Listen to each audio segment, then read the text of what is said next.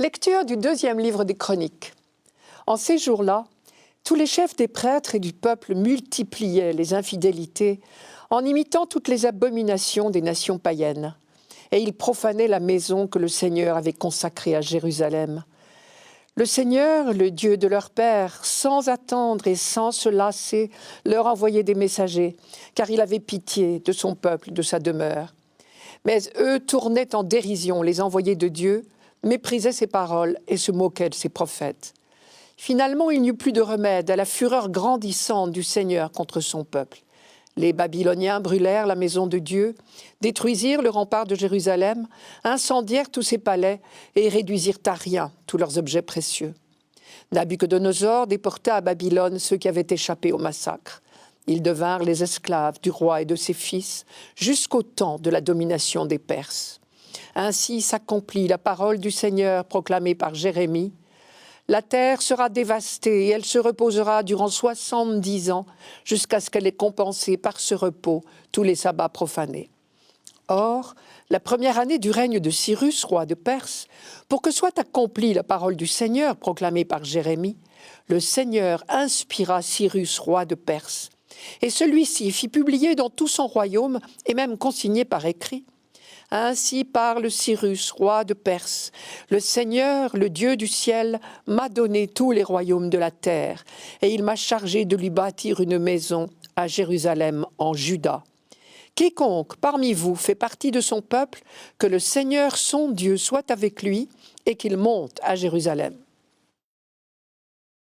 Je vous rappelle un peu l'histoire. Dès 598, le roi de Babylone, Nabuchodonosor, est le maître à Jérusalem. Il pille et saccage le temple, dépose le roi de Jérusalem et opère une première déportation. Et il met en place à Jérusalem, sur le trône, le roi Sédécias, qui régnera de 598 à 587. Mais Sédécias n'est pas plus docile que les autres, ni à Dieu, ni à ses prophètes, ni au souverain du moment, Nabuchodonosor. En 587, celui-ci fait pour la 2e fois le siège de Jérusalem et écrase la révolte de Sédécias. Le siège dura plus de 18 mois et acheva la destruction de la ville. La presque totalité du peuple fut déportée. Et généralement, c'est à partir de cette date, 587, que l'on décompte la durée de l'exil à Babylone. Un exil qui durera jusqu'à ce que Nabuchodonosor soit à son tour écrasé par la nouvelle puissance montante au Moyen-Orient, l'Iran, qu'on appelle encore la Perse à l'époque. La politique de Cyrus, roi de Perse, va faire l'affaire des habitants de Jérusalem, car systématiquement, il renvoie dans leur pays d'origine toutes les populations déplacées. La population juive en bénéficie tout comme les autres. Et c'est tellement inespéré qu'on verra là la main de Dieu. Pour l'auteur du livre des Chroniques, tout cela est clair. Dieu a patienté. Il a mis son peuple en garde, comme on avertit quelqu'un au bord du précipice. Mais ni le peuple ni le roi n'ont rien voulu entendre. Je vous rappelle le texte. Tous les chefs des prêtres et le peuple multipliaient les infidélités en imitant toutes les pratiques sacrilèges des nations païennes. Ce que l'auteur appelle des conduites sacrilèges, c'est l'idolâtrie et c'est les sacrifices humains. Dieu, lui, n'oubliait pas son alliance. Il était toujours le Dieu de leur père. Depuis le temps des patriarches, Abraham, Isaac, Jacob, sans attendre et sans se lasser, il envoyait ses messagers.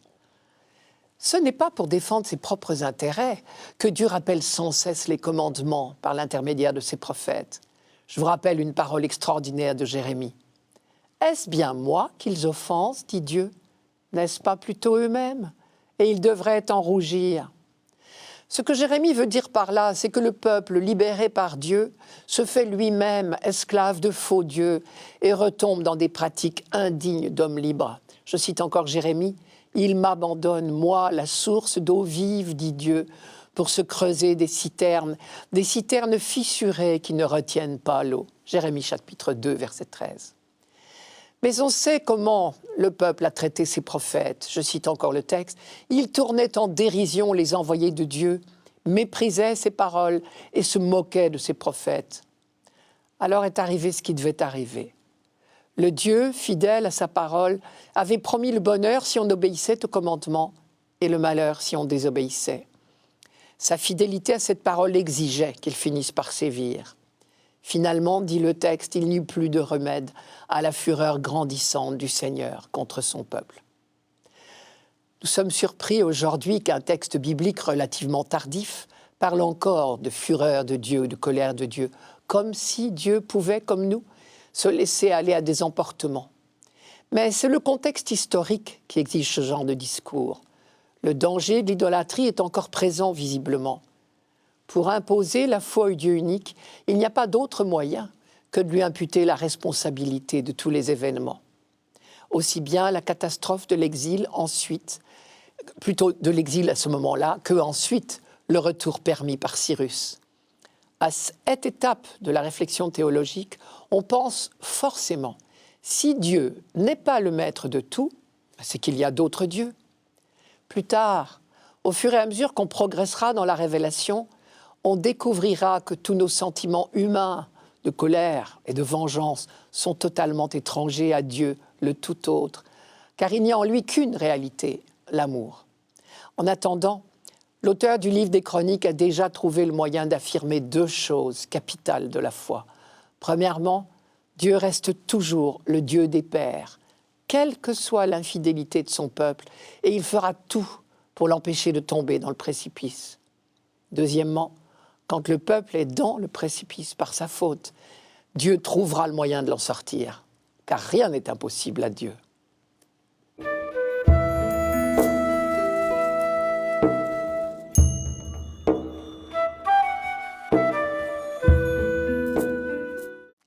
Psaume 136.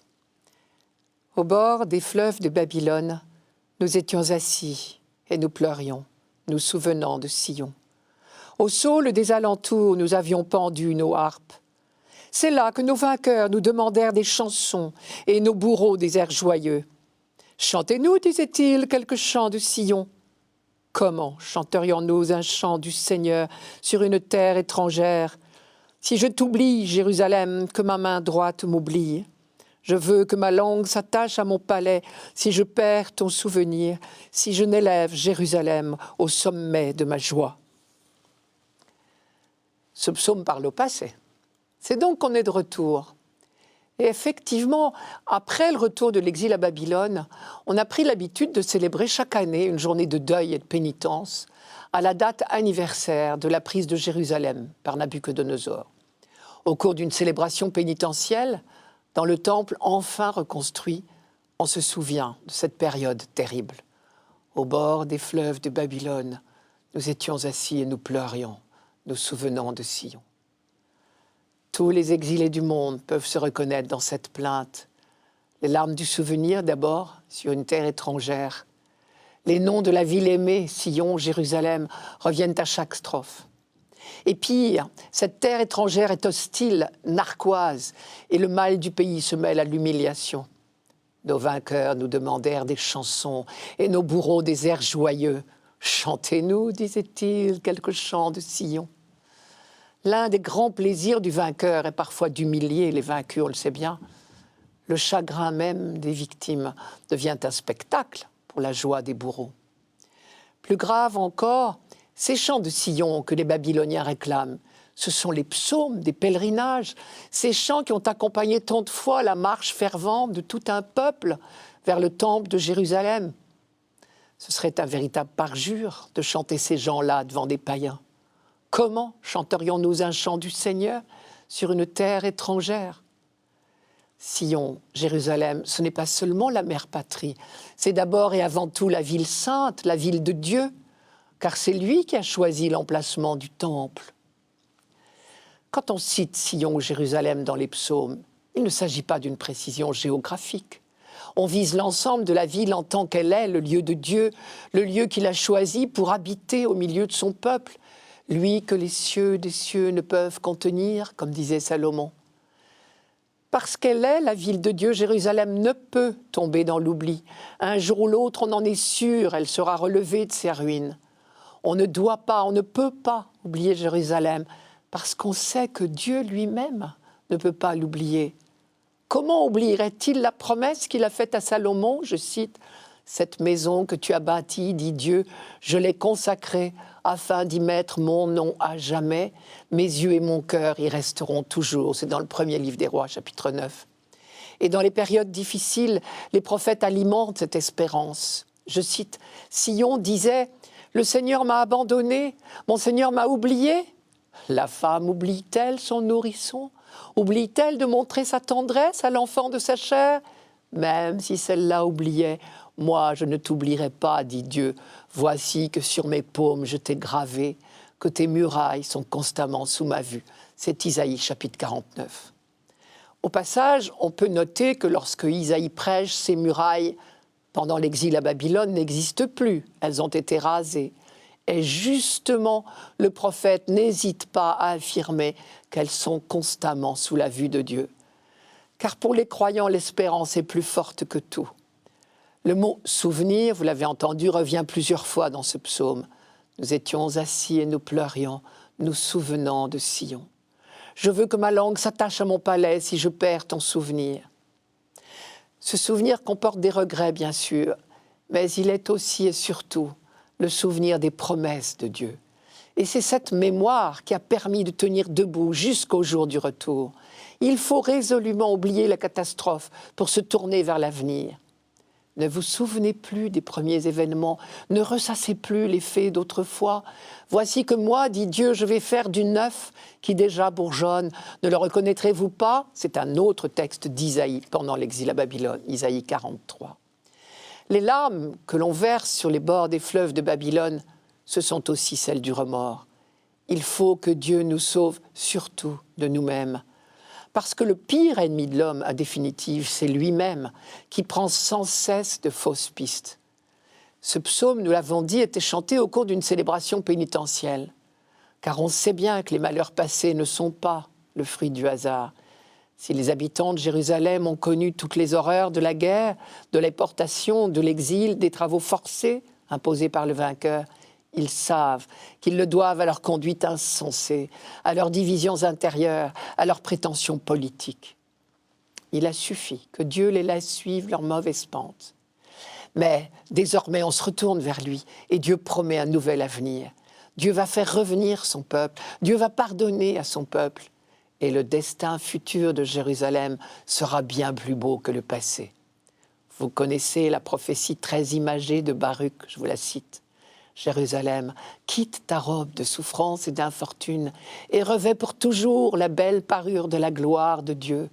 Couvre-toi du manteau de la justice, celle qui vient de Dieu, et mets sur ta tête le diadème de la gloire de l'Éternel. Car Dieu va montrer ta splendeur à toute la terre qui est sous le ciel. Et Isaïe affirme que c'est là, à Jérusalem, que se rassembleront toutes les nations quand viendra la fin de l'histoire humaine.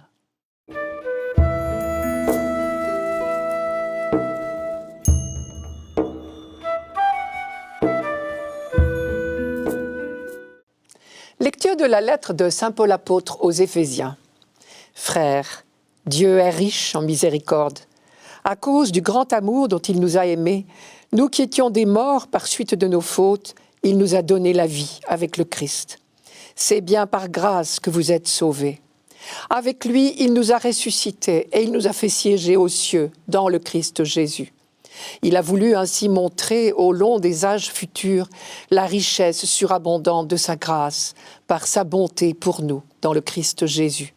C'est bien par la grâce que vous êtes sauvés et par le moyen de la foi. Cela ne vient pas de vous, c'est le don de Dieu. Cela ne vient pas des actes, personne ne peut en tirer orgueil. C'est Dieu qui nous a fait, il nous a créés dans le Christ Jésus, en vue de la réalisation d'œuvres bonnes qu'il a préparées d'avance pour que nous les pratiquions. Une fois de plus, on est émerveillé de la cohérence de toute la Bible. C'est dans cette même lettre aux Éphésiens, un peu plus haut, que Paul a déployé cette fresque extraordinaire du dessein bienveillant de Dieu, qui est pour lui la clé de lecture de toute l'histoire humaine. Et ici, il ne fait que continuer et développer cette méditation. Nous connaissons bien cette phrase, mais je vous la rappelle. Dieu nous a fait connaître le mystère de sa volonté, le dessein bienveillant qu'il a d'avance arrêté en lui-même pour mener les temps à leur accomplissement. Réunir l'univers entier sous un seul chef, le Christ. Littéralement, c'est récapituler en Christ ce qui est dans les cieux et ce qui est sur la terre.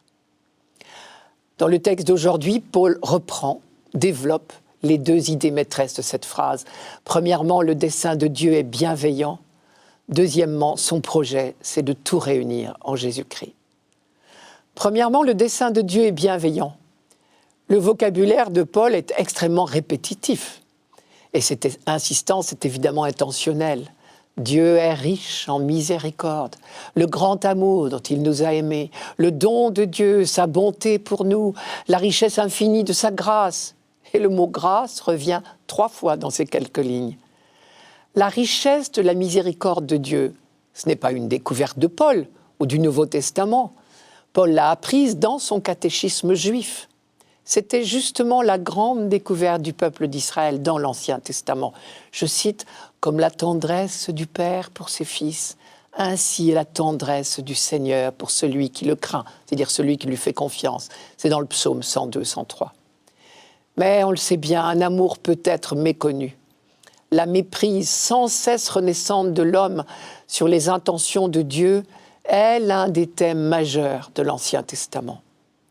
La juxtaposition des 2 récits de création dans le livre de la Genèse en est un exemple. Premier récit, ce merveilleux poème, scandé par le refrain « Et Dieu vit que cela était bon », parce que le projet de Dieu n'était que bon, son dessein n'était que bienveillant. Deuxième récit, l'homme n'a pas su résister à la tentation du soupçon. Peut-être, après tout, les intentions de Dieu n'étaient-elles pas si généreuses que cela ? Peut-être Dieu était-il inquiet des trop grands progrès de l'humanité ? Notre malheur, c'est que cette méfiance nous détourne de Dieu et donc de notre source de vie. Dieu avait bien prévenu. Le fruit de l'arbre de la connaissance de ce qui rend l'homme heureux ou malheureux n'est pas à notre portée. Mais la mise en garde de Dieu a été mal interprétée. Et Paul y revient très souvent. Cet homme soupçonneux, détourné de Dieu, n'est qu'un vieil homme, proche de la mort. Il n'a même pas la force de revenir à la source, de se rapprocher de Dieu. Il faut que Dieu lui-même l'attire à lui.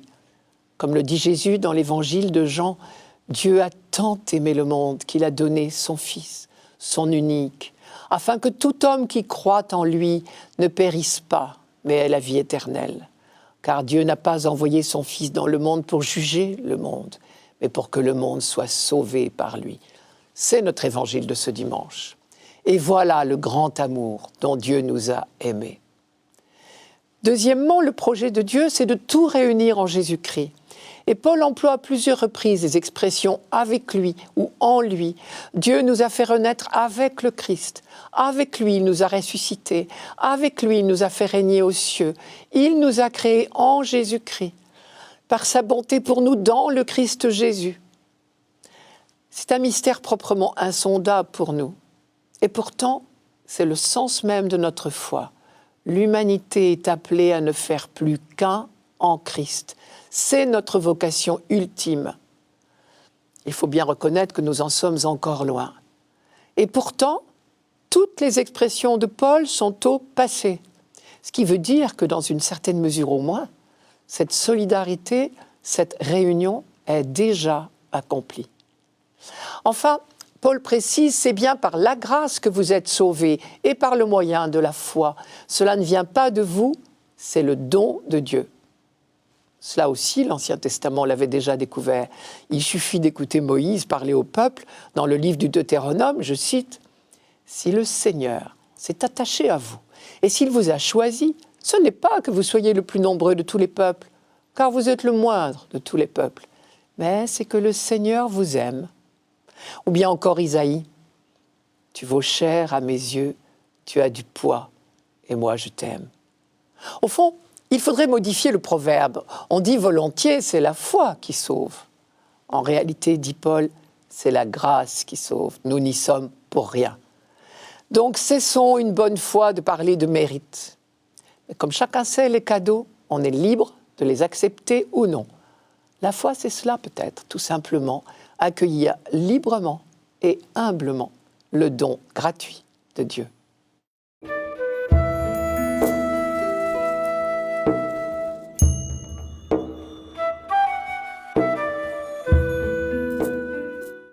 Évangile de Jésus-Christ selon saint Jean. En ce temps-là, Jésus disait à Nicodème, « De même que le serpent de bronze fut élevé par Moïse dans le désert, ainsi faut-il que le Fils de l'homme soit élevé, afin qu'en lui, tout homme qui croit ait la vie éternelle. Car Dieu a tellement aimé le monde qu'il a donné son Fils unique, afin que quiconque croit en lui ne se perde pas, mais obtienne la vie éternelle. Car Dieu a envoyé son Fils dans le monde, non pas pour juger le monde, mais pour que par lui le monde soit sauvé. Celui qui croit en lui échappe au jugement. Celui qui ne croit pas est déjà jugé du fait qu'il n'a pas cru au nom du Fils unique de Dieu. Et le jugement le voici. La lumière est venue dans le monde, et les hommes ont préféré les ténèbres à la lumière parce que leurs œuvres étaient mauvaises. Celui qui fait le mal déteste la lumière. Il ne vient pas à la lumière de peur que ses œuvres ne soient dénoncées. Mais celui qui fait la vérité vient à la lumière pour qu'il soit manifeste que ses œuvres ont été accomplies en union avec Dieu. Je commence par l'épisode du serpent de bronze. Cela se passe dans le désert du Sinaï pendant l'Exode, à la suite de Moïse. Les Hébreux étaient assaillis par des serpents venimeux. Et dans ces cas-là, il y avait une coutume qui consistait à dresser un serpent de bronze sur une perche. Quand un homme était mordu par un serpent, on était convaincu qu'il suffisait de lever les yeux vers le serpent pour être guéri. À notre grand étonnement, quand les gens vont trouver Moïse pour se plaindre des serpents, il conseille de faire comme d'habitude. À première vue, nous sommes donc en pleine magie. Mais en fait, c'est juste le contraire. Moïse transforme ce qui était jusqu'ici un acte magique en acte de foi. Une fois de plus, comme il l'a fait pour des quantités de rites, Moïse ne brusque pas le peuple. Il ne part pas en guerre contre leurs coutumes. Il leur dit « Faites bien tout comme vous avez l'habitude de faire, mais ne vous trompez pas de Dieu. Il n'existe qu'un seul Dieu, celui qui vous a libéré d'Égypte. Faites-vous un serpent et regardez-le. » En langage biblique, regarder veut dire adorer. Mais sachez que celui qui vous guérit, c'est le Seigneur, ce n'est pas le serpent. Quand vous regardez le serpent, que votre adoration s'adresse au Dieu de l'Alliance et à personne d'autre, surtout pas à un objet sorti de vos mains. Et Jésus reprend cet exemple à son propre compte. De même que le serpent de bronze fut élevé par Moïse dans le désert, ainsi faut-il que le Fils de l'homme soit élevé, afin qu'en lui tout homme qui croit ait la vie éternelle. De la même manière qu'il suffisait de lever les yeux avec foi vers le Dieu de l'Alliance pour être guéri physiquement, désormais il suffit de lever les yeux avec foi vers le Christ en croix pour obtenir la guérison spirituelle.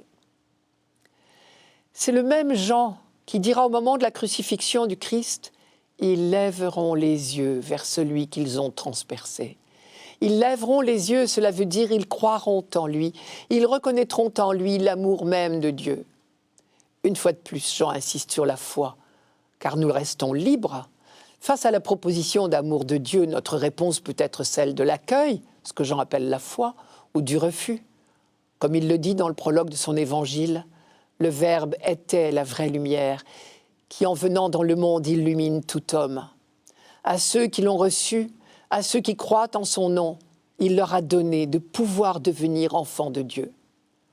Dans le texte d'aujourd'hui, c'est Jésus lui-même qui reprend ce thème avec force. Dieu a tellement aimé le monde qu'il a donné son Fils unique, afin que quiconque croit en lui ne se perde pas, mais obtienne la vie éternelle. À noter que le mot « croire » revient 5 fois dans ce passage. Mais en même temps que Jésus fait un rapprochement entre le serpent de bronze élevé dans le désert et sa propre élévation sur la croix, il manifeste le saut formidable entre l'Ancien Testament et le Nouveau. Jésus accomplit, certes, mais tout en lui prend une nouvelle dimension. Tout d'abord, dans le désert, seul le peuple de l'Alliance était concerné. Désormais, en Jésus, c'est tout homme. C'est le monde entier qui est invité à croire pour vivre. 2 fois, Jésus répète « tout homme qui croit en lui obtiendra la vie éternelle ». Ensuite, il ne s'agit plus de guérison extérieure. Il s'agit désormais de la conversion de l'homme en profondeur. Quand Jean, au moment de la crucifixion du Christ, écrit « Ils lèveront les yeux vers celui qu'ils ont transpercé », il cite une phrase du prophète Zacharie qui dit bien en quoi consiste cette transformation de l'homme, ce salut que Jésus nous apporte. Je cite Zacharie. « Ce jour-là, je répandrai sur la maison de David et sur l'habitant de Jérusalem un esprit de bonne volonté et de supplication. Alors ils regarderont vers moi, celui qu'ils ont transpercé. » Zacharie chapitre 12, verset 10. L'esprit de bonne volonté et de supplication, c'est tout le contraire des récriminations ou des murmures au désert. C'est l'homme enfin convaincu de l'amour de Dieu pour lui. Visiblement, pour la première génération chrétienne, la croix était regardée non comme un instrument de supplice, mais comme la plus belle preuve de l'amour de Dieu. Il y a deux manières de regarder la croix du Christ. Elle est, c'est vrai, la preuve de la haine et de la cruauté de l'homme. Mais elle est bien plus encore l'emblème de la douceur et du pardon du Christ. Il accepte de la subir pour nous montrer jusqu'où va l'amour de Dieu pour l'humanité. Sur le Christ en croix, nous lisons la tendresse de Dieu, quelle que soit la haine des hommes. Et cet amour est contagieux. En le regardant, nous nous mettons à le refléter.